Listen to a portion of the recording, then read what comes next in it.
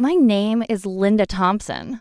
I've spent most of my life learning how the world really works. I sell cars for a living, read people fast, close deals faster. Sentiment doesn't pay bills. Strategy does. Maybe that's where everything started to change. My husband, David, runs an auto repair shop. It's never been easy. Long hours, unstable income, constant pressure. And our son, Jack. We wanted him to have an easier life than we did. Maybe we gave him too much. Maybe we didn't push him enough. But at the time, it felt like love. Emily, our daughter, was always different. Independent, sharp, driven. She became a lawyer, successful, respected. The kind of success people admire. The kind that also creates distance. She didn't need us anymore. At least, that's what I told myself. What I didn't say out loud was this. The more successful she became, the more it felt like we were losing control not over her life, but over our place in it. Bills piled up quietly over the years. The shop had its ups and downs. There were loans, risks, things we didn't always manage well. And Jack, he had ideas, business ideas, opportunities. He said, we believed him, or maybe we just wanted to. At some point, David and I started talking about Emily. She's doing well. He said one night, better than all of us. She should contribute more. It sounded reasonable when we said it like that. Fair, even. But fairness is a strange thing. It shifts depending on what you need. The idea of rent came later. At first, it was just a suggestion. Then it became a number. Then a plan. We printed the document before she came home. I remember holding that paper, feeling something uneasy in my chest. But I ignored it, because by then, we had already decided. That night at the dinner table, David slammed the paper down. I watched Emily's face closely. No anger. No panic. Just a stillness. That unsettled me more than anything. When I added the part about interest 13%, I told myself it was about being realistic, about treating things properly. But deep down, I knew we weren't acting like parents. We were acting like creditors. Emily noticed. The timestamp. Of course she did. She always notices everything. When she stood up and walked away without a word, something in the room shifted. Jack tried to laugh it off, but it sounded forced. David looked irritated, but I felt something else, a flicker of doubt. Then she came downstairs with a suitcase. When she said, "Decide whether you want a daughter or a tenant," I felt a sharp, unexpected sting.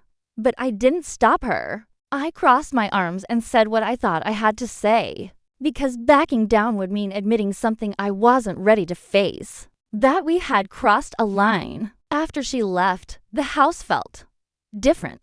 Quieter, but not peaceful. A week later, she called us back. 70 single quotes clock. Kitchen.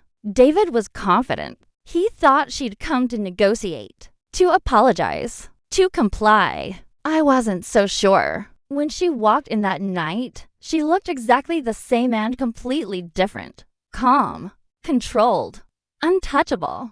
Then she placed the folder on the table, and everything began to unravel. Page after page, she laid out every time she had helped us, every transfer, every sacrifice.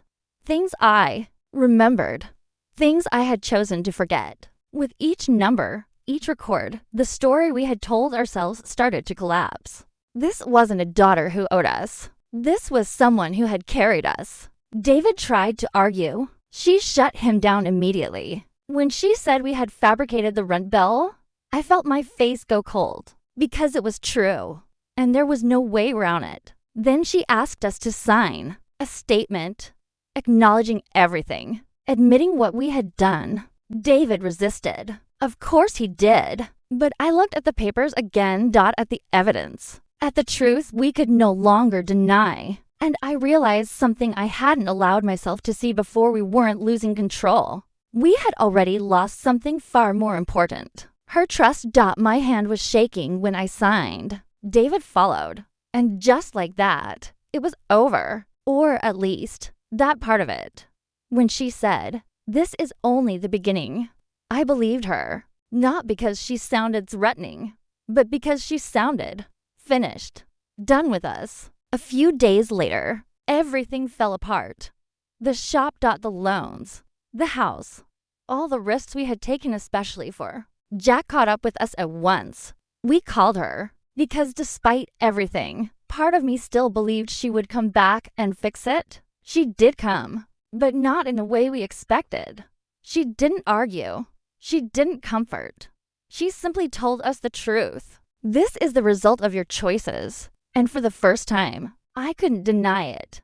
She offered a plan. Clear, practical, distant.